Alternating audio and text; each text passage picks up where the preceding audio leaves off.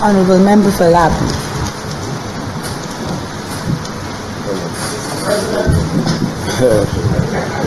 Thank you very much, Madam Speaker.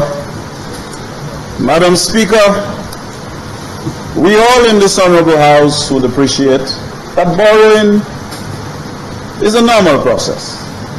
We come to the House, especially in the aftermath of a debate on the appropriation bill, to borrow. So there is absolutely no problem with that, Madam Speaker. But, Madam Speaker, from the debate on the appropriation bill, the leader of the opposition and members of the opposition expressed serious concerns about the context and the level of borrowing given our own vulnerabilities. And today we are here to discuss borrowing. It should not surprise the government that we have lingering concerns where borrowing is actually in sharp focus. I remember the debate on the appropriation bill when members on this side were presenting. They were ridiculed when they were raising concerns about the course that we were on. And immediately I took my journey through the corridors of time, and I remember when Noah was preaching, and Noah was ridiculed because nobody saw any rain, and everything was fine until the rain started coming down. The concerns raised by my colleagues are valid and is sensitive to context. Given our limited room for fiscal maneuver, we must be prudent in the management of the economy of our country. In fact, we must endeavor to keep both our overall fiscal balance and our primary fiscal balance in check. Overall fiscal balance, which is our total revenues minus our total expenditure, and total revenue would include grants. And when you omit interest payments, you get the primary fiscal balance. That will actually give you an indication of the fiscal stance of the government. Madam Speaker, given our vulnerabilities, given our limited space for fiscal maneuver, we must at all times position St. Lucia to attract official development assistance. And obviously grants now are not as forthcoming as before. Once upon a time in this country, official development assistance were flowing like milk and honey into this country, but not anymore. Because the very countries with the publics that encourage that type of dispensation have actually changed and said, listen, our taxpayers are very, very discerning today as to where their monies go. Now, when foreign governments give us capital budget support, we must demonstrate our appreciation by respecting the sacrifice that the taxpayers of the sending countries are making. By destroying public infrastructure, finance, by the sweat of their brow, is disrespectful and economically irresponsible. The Super Square. The Super Square was a product of discussion in the community of Soufrière. The people came together, there was an architect, designed the structure, financed by the taxpayers of Taiwan. And you know what happened to it in the aftermath of the 2016 elections? Jackhammer in it, destroying over $1 million worth of infrastructure. Why? Because the new government is drunk with power and wild with new liberty. Drunk with power and wild with new liberty. So the jackhammer is used as a weapon to destroy what the Taiwanese people have given to us. Boseju, monies that were mobilized.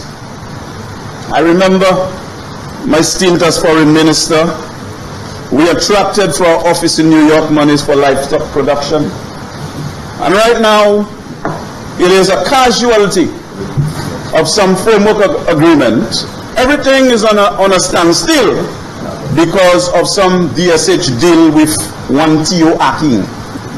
I always describe that DSH issue as science fiction. Happy show. But one concern I always expressed, and that was for our lands to end up in the hands of Theo Akin. Our strategic lands in Beaufort to end up in the hands of Theo Akin. When we look at the abattoir, where millions of dollars were invested by the Taiwanese people again,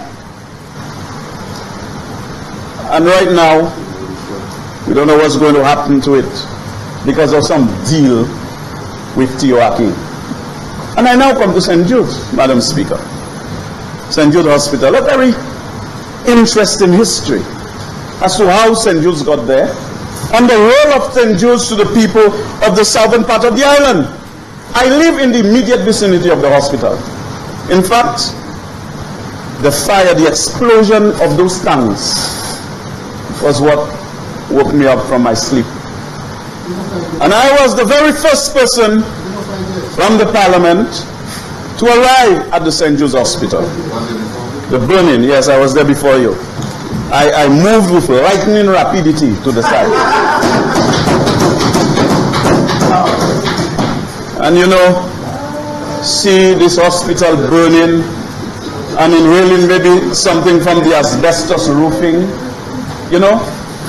And obviously it was the United Workers' Party that was in office. The Prime Minister subsequently came down.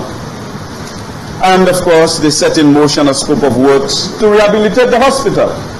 But as they began to navigate the difficulties, the scope of works naturally changed, with no allocation to actually build the hospital that called for more resources. We went to the Taiwanese government, gave us support, and again as foreign minister, I mobilized funding from the Mexican government.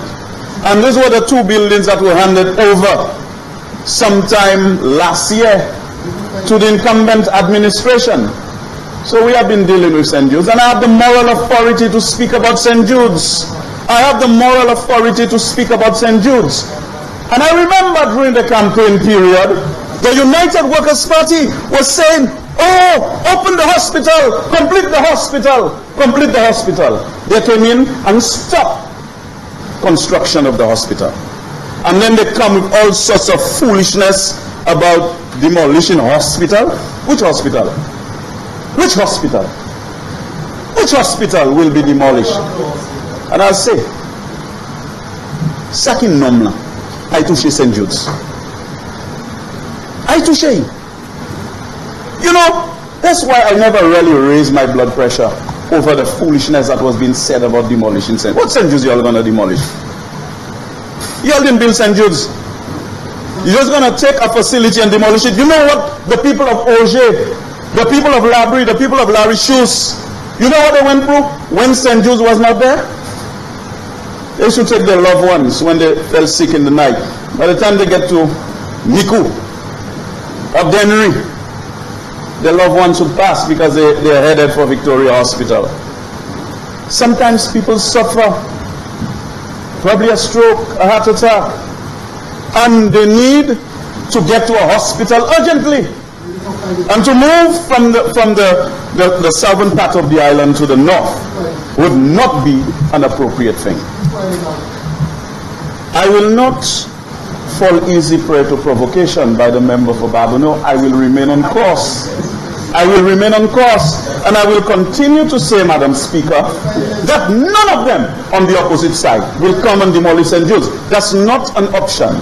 St. Jude's will be completed, and all this talk about St. Jude's, I believe that the conversation with St. Jude's was handled badly by both governments. You have people building the hospital, the public asking questions. Let those who are immediately engaged, the consultant and others, to answer the questions. But normally, politicians are the ones that must always speak first. You know, instead of sending those who are building the hospital to speak to the people, and for there to be political intervention, we want to be in everything. You know, so the minister must come and speak when we were there. then now the minister must come and speak. We need to get the politics right, and we need to organize our communication better than that. But when members opposite come and talk about St. Jude's, they have absolutely no moral authority to come and talk about St. Jude's. You shut down the works for over a year, and then you come and talk about the structure, the integrity of the structure. Let me tell you something. St. Jude's was built to military standard. And one of the problems you'd have in dealing with St. Jude's, if you have to demolish it, is the thickness of those walls and the kind of steel that's in those walls. Okay? So St. Jude's is still a very strong building. And obviously the amount of work that has been done on St. Jude's, we need to move to complete St. Jude's. And that's the only option on the table, to complete St. Jude's and to have the people to get out of the stadium and get to the hospital as soon as practicable. In fact, with lightning rapidity. And this is a directive from the member for Labu to the government. This is a directive. And I'll tell you something. Madam Speaker,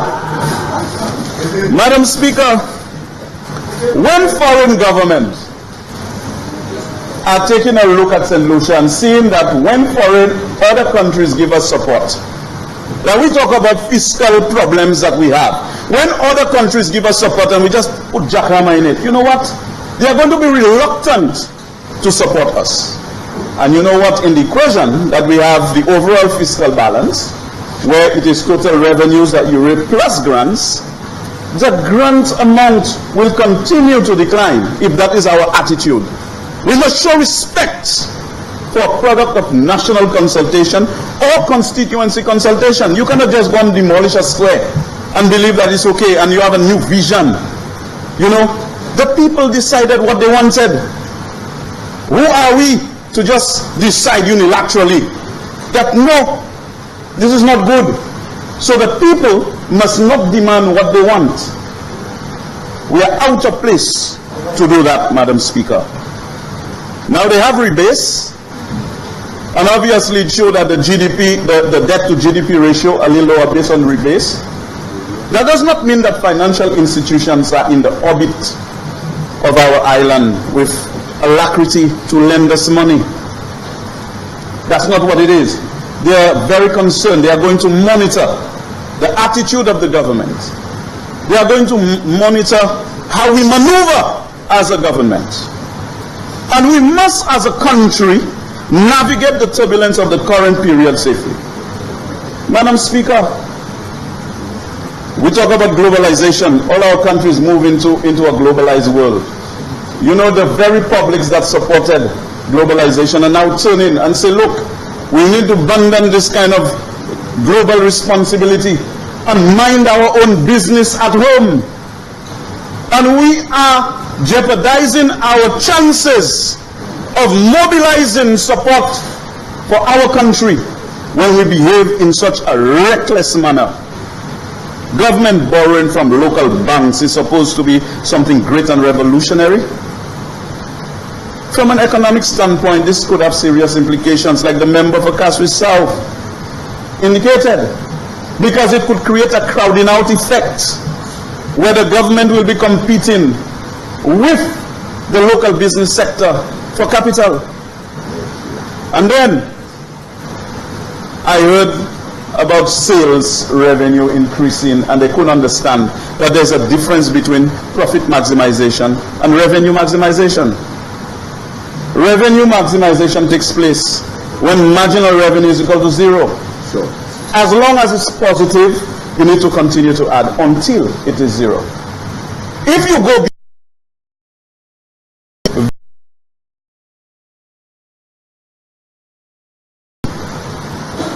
profit maximization takes place when marginal revenue is equal to marginal cost, where MR minus MC is equal to zero. That's when profit maximization takes place. So we need to understand those things. And I've always insisted that when we come here to debate the people's business, whether economics was your major or not, you should have an understanding of basic economics. Basic economics. So at least when we raise concerns, you can address it in the spirit within which they are made. Madam Speaker. Madam Speaker, during the course of this debate, the Prime Minister talked about how we think we care, we say we care about people, and we were doing nothing good for the people, and about buildings are in a deplorable condition, etc., etc.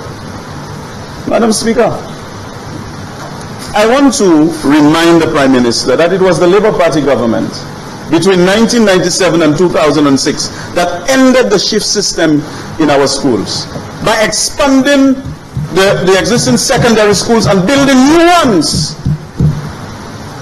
Eventually, every child would have been guaranteed a school place at a secondary school.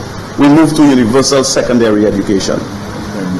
I have said in this house before, and I've reminded members of what it was to have no prison, where prisoners were rioting on a daily basis by the bridge. Then there was a makeshift prison at Odsa, where people were living like a hotel, going online and coming back on their own. There was no control. It was a Labour Party government that constructed the Bodily Correctional Facility. The police officers, you remember what it was to go to a police station? Sometimes police officers were using the same toilet facilities with prisoners.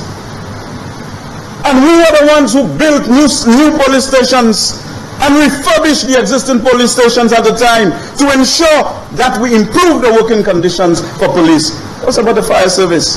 Health centers were refurbished. 40 free. So when the Prime Minister comes to this house, you need to come with his facts.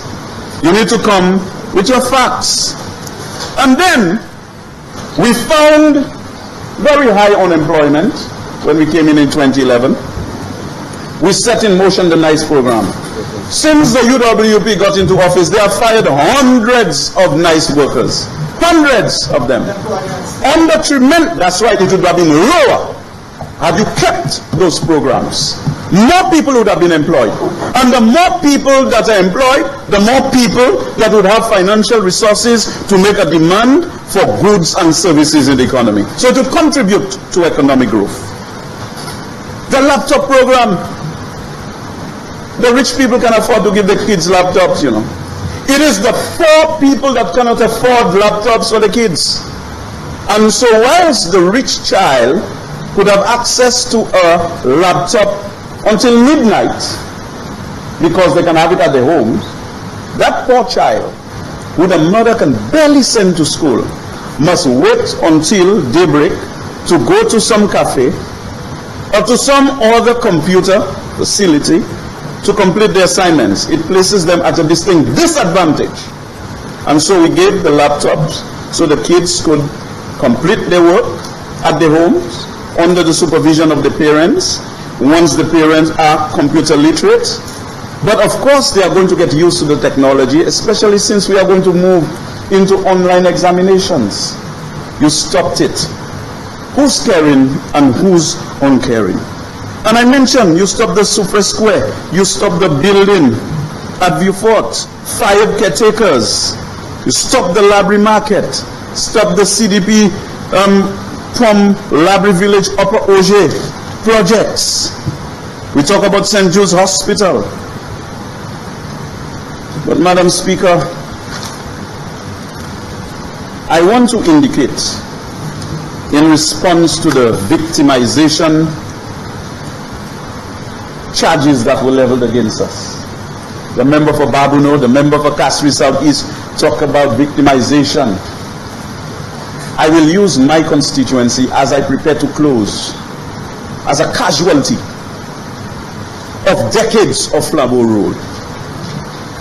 Under the Labour Party, over different periods, we were able to build the Montvert Road, the Fauconway Road, the minor road of Wavinpont, Kate Road, 2 roads near the junction of Pom, Rong the Bend, road near the Evangelical Church at Auger, road near the Balis at Auger, road near the Kumans, the Obuye Road, Auger Black Bay Plainfield Road, Abakapesh Road, the Codros Road, in the Labrie Village, Testany Highway, Lakwa Road, Eucalyptus Avenue, Flamboyant Avenue, Westall Group, Bay Street, Lamar Roads, Coolitong Road, the Eaton Road, Upper Citrus Grove Road, the Labrie Wellness Center.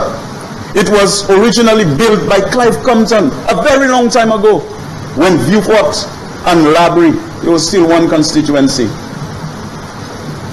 The Vellam John Administrative Building, the Labrie Jetty, the Bans Lagwas Road, the Lahore Lagwas Concrete Road, Lahore Better Road, Bewanger Hunt Road, Olibo Roads, Monpol Roads.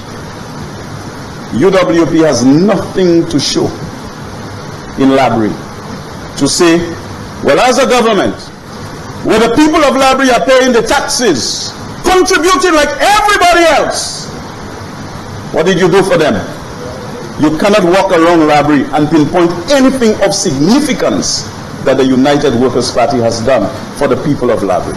In fact, in 1992,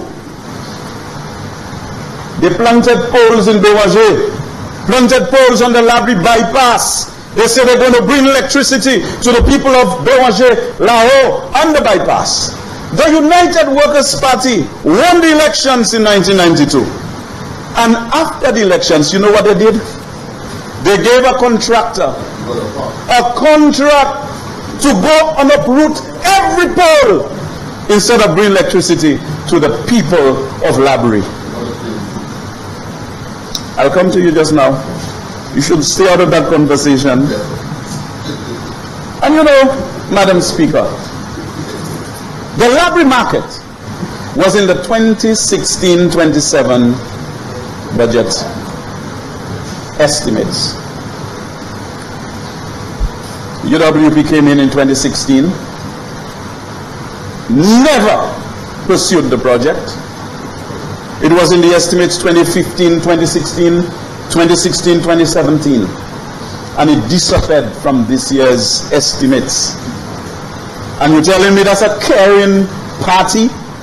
And anybody from my constituency who says, vote for UWP, is asking us to reward the United Workers' Party for uprooting every pole they planted in 1992. Reward them for oppressing the constituency of Labrie. But yet still, we the people of Labrie, we never ever convert political discontent into hatred. We are Christians, we pray to God, we form our credit union, which is the key to Labrie's economic salvation. That's what we do. We pool our resources together to build a strong Laborian economy to be able to distribute substantial benefits to the people that I represent. And so, Madam Speaker, it is only in this spirit that I speak to that issue. And I want to return, in closing, to the central argument that we need to be prudent in our spending. We need to listen to the opposition. We need to listen to the cries of the people of the country. A high debt to GDP ratio must be kept under strict control. We are an economy that's a country that's in the disaster path. Hurricanes hit us regularly. We don't invite them, but they come and they could destroy our country. And crime is another aspect that is impacting negatively on the economic and social fabric of our country.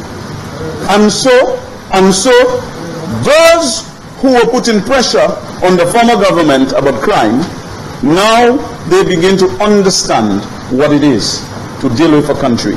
And once you remove social programs that would benefit people, you are eroding the social environment that will facilitate some level of control.